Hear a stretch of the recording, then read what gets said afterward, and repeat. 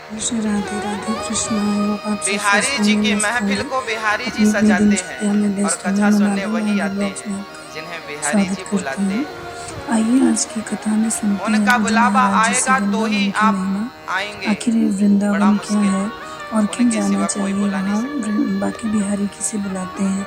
मैं आइए बड़ा आज की भागी कथा हूँ, में सुनते हैं वृंदावन की मेरा महिमा। जीवन सफल हो राधे गया, राधे, जय श्री मानव राधे जन्म राधे मेरा सफल कृष्णा। हो गया राधे कि राधे, वृंदावन में बैठ जय करके श्री उस राधे। गोविंद बोलो की कथा वृंदावन सुनाने बिहारी का सौभाग्य लाल मुझे की आप लोग जय, दे राधा रहे हैं। रानी की मैं भी जय, जय श्री बड़भागी हो राधे। गया। ईश्वर ने हमें इस योग्य समझा कि उन्होंने अपने घर हमें बुला लिया है ना। ये वृंदावन क्या है?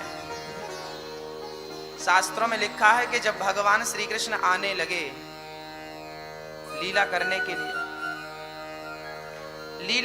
लिए, आने लगे तो भगवान ने पहले तो चयन किया कि मुझे अवतार कहां लेना है। भारत में लूं कि अमेरिका में लूं कि चाइना में लूं कि इतनी बड़ी पृथ्वी है। पहले तो भगवान सर्च करेंगे ना कि कहां मैं आऊं। तब भगवान को और कोई देश नजर नहीं आया, भारत, जहां पर यमुना थी, जहां पर गंगा थी। और यमुना और गंगा से ज्यादा महत्वपूर्ण यहाँ के लोग, भगवान आए नहीं, भक्तों की भक्ति ने यहाँ आने पर मजबूर कर दिया।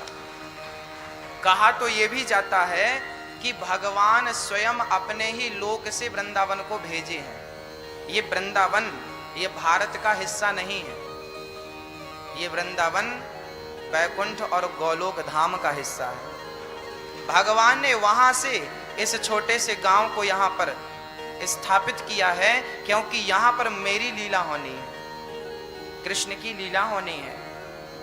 तो नंदगांव, बरसाना, गोकुल और गोवर्धन और वृंदावन, ये चीजें यहाँ की नहीं है। जैसे काशी के बारे में कहा जाता है कि काशी शंकर जी का त्रिशूल पर काशी विराजमान है, वो शंकर जी की नगरी है।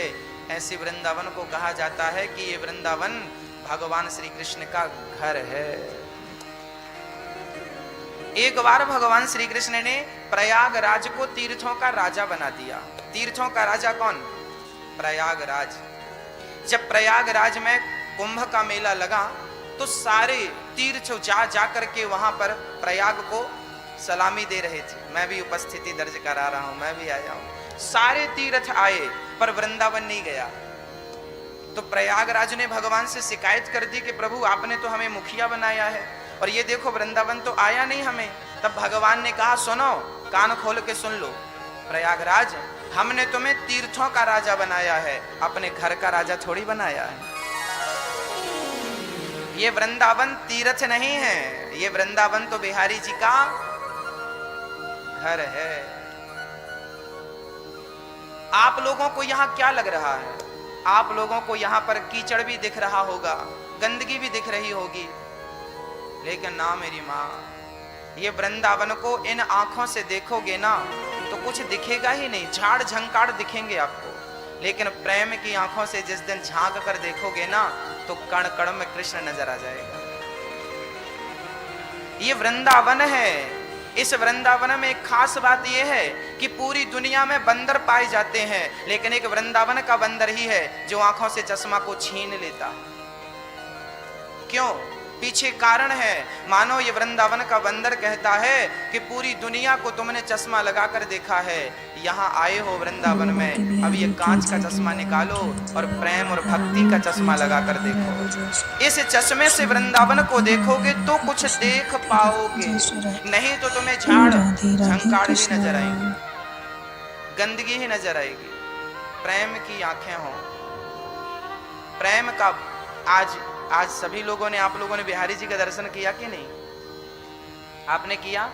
आज देखा आपने बिहारी जी फूलों में सजे थे और अंदर नहीं थे, आज तो बाहर थे। हाँ, धन्य हैं आप, सौभाग्यशाली हैं।